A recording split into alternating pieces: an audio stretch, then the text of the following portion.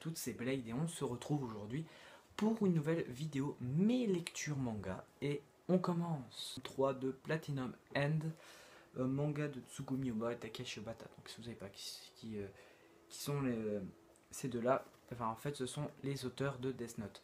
D'ailleurs Death Note, faudra peut-être que je m'y mette. J'ai été assez mitigé sur la série Platinum End. Le tome 1 j'avais beaucoup apprécié et ce tome 2, le tome 2 j'avais pas du tout kiffé, j'étais assez hésitant à lire la suite et j'ai lu ce tome 3 et j'ai apprécié, j'ai beaucoup plus apprécié que le tome 2. Pourquoi? Parce que en fait nous avons l'arrivée d'un nouveau personnage et qui a pour but en fait d'éliminer Metropoliman, donc il va s'allier avec Mirai et Saki. Donc il va expliquer ce qu'il a l'intention de faire, de recruter, d'essayer de trouver les autres candidats pour tuer Metropoliman. Sauf que voilà, ça va pas se passer comme prévu parce qu'il y a une candidate qui est en fait une meurtrière et on apprendra qu'elle est en fait à la solde de Metropoliman. Et, et à la fin de ce tome, nous avons le début de la confrontation entre le nouveau personnage et Metropoliman avec l'aide de Mirai. Sauf que Mirai, franchement, c'est un personnage qui m'énerve de plus en plus. Il se dit, est-ce que je vais le faire? Non, mais je veux pas tuer Metropoliman, il a tué plein de gens, mais je veux pas le tuer, je suis pas meurtrier. Il me casse toujours les couilles. Franchement, Mirai, c'est le personnage principal. Mirai me casse vraiment les couilles. J'en ai marre qui pense qu'il faut le tuer, c'est un bâtard, c'est un bâtard. Il a tué plein de gens, faut tuer Metropoliman. Bon. Et à part ça, franchement, ça annonce du lourd pour le quatrième tome où il y aura le combat entre Metropoliman face à Mirai et le nouveau personnage qui a rejoint, qui fait équipe avec Mirai et Saki. Mais là, Saki est de côté. Donc voilà, donc c'était un très bon tome. Bon, il n'y a pas eu tellement d'action du côté de Mirai parce qu'il est resté beaucoup de temps à discuter avec le nouveau personnage qui est gravement malade. Et Saki, voilà, pareil. Mais on a plus vu Metropoliman plus en action et voilà, avec sa partenaire. Donc voilà, donc c'était plutôt, je dirais pas un très bon tome, mais voilà, c'était relativement sympa et c'est toujours très bien dessiné par contre. Donc voilà pour Platinum and Black Clover, tome 5 donc de Yuki Tabata et c'est encore édité chez Kazé. Et qu'est-ce que j'ai pensé de ce tome 5 là? Et ben ça a été une tuerie parce qu'en fait donc dans le tome précédent, à la fin du tome précédent, Asta a été emmené par le nouveau groupe mystérieux qui convoite d'éliminer l'empereur mage et le royaume de Clover. Sauf que Asta va se faire sauver in extremis grâce à l'intervention de l'empereur mage qui a réussi à retrouver leurs traces. Sauf que voilà, sauf qu'on apprend qu'ils ont un chef et qu'on n'a pas encore vu le chef en action, mais apparemment le chef est plus fort que l'empereur mage. Donc on voit un petit peu plus le pouvoir de l'empereur mage en action et on voit qu'il est vraiment très fort. Et ensuite nous avons Asta, donc il y a des moments assez drôles qui quand comment expliquer, Asta en fait quand il en fait il va à l'église du coin avec voilà, parce qu'il s'est fait une nouvelle amie dans ce tome là, et ben en fait il va voir que tous les enfants de la ville se sont fait kidnapper par deux personnages mystérieux qui font apparemment partie du groupe qui avait enlevé Asta. Et Asta qui d'ailleurs Noël, bon il y a des moments assez drôles avec Noël qui se demande qu'est-ce qu'il fout là, pourquoi il est avec elle et tout, alors que normalement si elle n'était pas amoureuse de lui elle s'en ficherait, mais bon voilà c'est comme ça. Et on va avoir droit à un affrontement relativement sympathique donc avec la sœur Teresa, Teresa qui est une ancienne elle faisait avant partie des Chevaliers Mages mais elle a démissionné.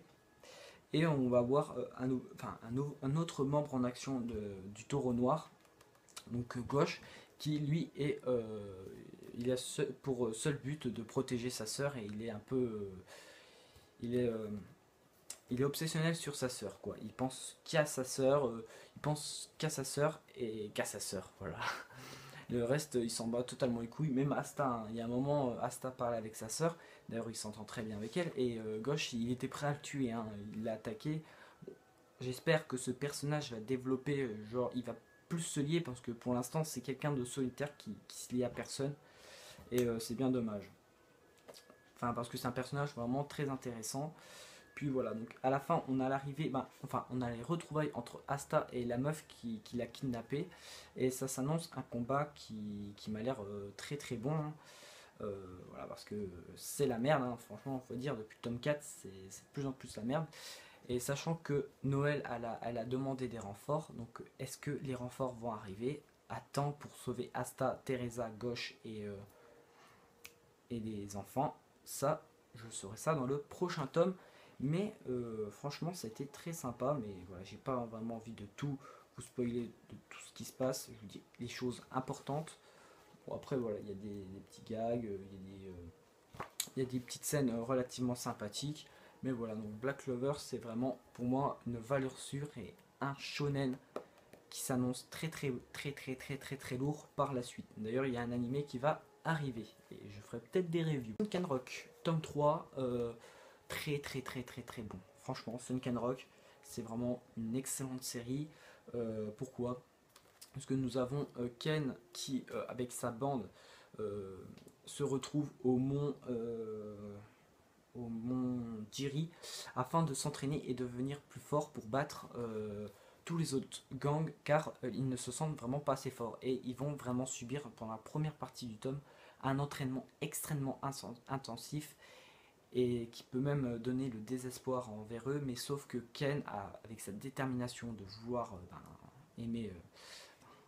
de vouloir être plus fort, arrive à finalement à finir l'entraînement sans mourir, quoi. Parce que c'était prévu pour qu'il crève, mais sauf que voilà, Ken arrive et au bout de 1 an. Donc c'est-à-dire qu'un an plus tard, ils reviennent à la ville, donc avec un nouveau membre du groupe Sunken Rock. Et sauf que Ken va apprendre que, je ne sais plus comment elle s'appelle, la serveuse, dont Ken a voulu la sauver au tome précédent mais qui s'est fait battre, se retrouve prisonnière d'un club de striptease. Donc c'est la meuf là, et Ken va défoncer tout le monde avec sa bande. Ils vont, sauf la nouvelle qui est nouvelle, c'est assez comique, dont Ken ne l'a pas invité pour la baston. Et Ken finalement défonce le groupe qui avait kidnappé les qui s'était accaparé les filles, dont la serveuse, pour en faire des prostituées. Et à la fin, Ken qui se demande, ouais, est-ce que Yumin elle est déjà avec quelqu'un, faut que je tente ma chance une dernière fois et tout. Et à la fin de ce tome, franchement, il la retrouve et elle lui propose un dîner ensemble. Donc à mon avis, Ken va être fou de joie. D'ailleurs, donc à mon avis, elle est célibataire. Et franchement, j'ai grave kiffé. Sunken Rock, c'est énorme. C'est une tuerie. C'est une tuerie. Franchement, regardez-moi ces dessins. Boichi dessine vraiment trop bien. Ça va que j'ai encore, franchement, il y a même des images magnifiques. Ça va que j'ai encore les tomes 4 et 5 à lire parce que franchement, Sunken Rock, c'est peut-être devenu un de mes seinen vraiment préférés. Et voilà, si vous n'avez pas lu Sunken Rock, je vous conseille fortement de commencer parce que c'est pour moi, comme je vous l'ai dit, un de mes seinen préférés. Voilà, je vous conseille Sunken Rock. 16e tome de Assassination Classroom, donc manga de Yusei Matsui, et c'est édité chez Kana. Qu'est-ce que j'ai pensé de ce tome 16? Enfin, il n'y a que du flashback, mais ça a été du flashback utile. Dans le sens que dans Naruto, quand on a du flashback, c'est pour parler des Uchiwa. Enfin, souvent c'est pour parler de ce qu'on a déjà vu. Genre, je vous donne un exemple, les Uchiwa. Genre quand Itachi massacre son clan, on l'a eu nombreuses fois dans le manga. On a eu dans Naruto, quand Sasuke retrouve Jiraiya et Naruto. Dans Shippuden, quand, avant qu'il affronte son frère Itachi. Puis d'autres fois, d'autres moments, même dans les AHS. Bon, enfin bref, mais on retrouve plusieurs fois le moment où on voit le massacre des Uchiwa et c'est casse-couille. C'est casse-couille. franchement, c'est vraiment casse-couille. C'est comme pendant l'arc de Pain, ce qui était chiant, c'est qu'on voyait. Enfin, Jiraiya, c'était quelqu'un d'important, même pendant l'arc de Pain. Il était mort, certes, mais très important, mais on voyait souvent des flashbacks avec lui, Yaiko, Conan et Nagato. Souvent, et ça pouvait être chiant, notamment dans le tome 48 où j'ai assez apprécié, mais franchement, on a eu quasiment beaucoup de flashbacks et c'était vraiment casse-couille. Alors que là, Assassination Classroom, on n'a pas tellement de flashbacks, mais là, ce tome-là qui a été principalement eu que du flashback, mais ça a été vraiment super intéressant parce que on apprend les origines de Koro Sensei, donc ce qu'il était avant et jusqu'à ce qu'il soit maintenant, et ça a choqué les élèves dans le sens où ils se disent maintenant, ils se posent des questions, est-ce que maintenant on peut vraiment tuer ce professeur? Il est super sympa, il n'a pas vraiment l'intention, il n'a pas vraiment l'intention de détruire la lune, il n'a pas le choix. Donc là, les élèves se posent beaucoup de questions au sujet de Koro Sensei, et enfin, et on a Nagisa qui essaye de trouver un plan pour pouvoir sauver Koro Sensei, sachant qu'il reste que 66 jours, un truc du genre, avant la destruction de la Terre. Mais voilà, et tous les élèves sont en train de se poser des questions, et à la fin, on a Nagisa qui propose un plan pour sauver Koro Sensei, sauf qu'on a certains élèves qui sont pas vraiment d'accord en disant que non, on doit le tuer. Certes, c'est un très bon prof, certes, il nous a appris à tuer, certes, on a eu des moments vraiment sympas, mais on doit l'éliminer. Donc, je ne sais pas. Donc, d'une part, les deux camps ont raison, parce que sauver Koro Sensei, parce qu'il est super sympa, mais t'as pas vraiment le choix, t'es obligé de le buter. Voilà. Et donc dans le prochain tome, à mon avis, il y aura des confrontations entre ces deux camps, ceux qui sont pour sauver Koro Sensei et ceux qui veulent l'éliminer. Et franchement, je trouve ça vraiment relativement sympathique. Voilà. Puis on voit certains personnages qu'on a rencontrés, notamment, je ne sais plus son nom, mais celui qui se cachait sous le masque, qui avait, vous savez là, celui qui a été avec qui avait Itona, enfin le professeur d'Itona, on va dire. On voit dans ce tome là qu'il a des relations avec Koro Sensei, l'ancienne prof des secondes, enfin non, des troisième E avant Koro Sensei. Donc voilà, c'est vraiment très sympathique, très concentré sur les origines de Koro Sensei comme on est. Et franchement, j'ai plus apprécié que je le pensais. Je me suis dit que j'ai vu ça, parce que là tout ce qui est en noir c'est le flashback. Je me suis dit putain, je vais me faire chier, c'est ce que je me suis dit ça. Et en fait non, j'ai vraiment apprécié. Donc, dans le prochain tome, j'espère qu'il y aura beaucoup plus d'action, mais voilà, ce tome 16, voilà, de Assassination Classroom, d'ailleurs c'est toujours bien dessiné, je n'ai vraiment pas été déçu de fond en comble. Donc voilà, donc c'est tout pour cette vidéo mes lectures manga.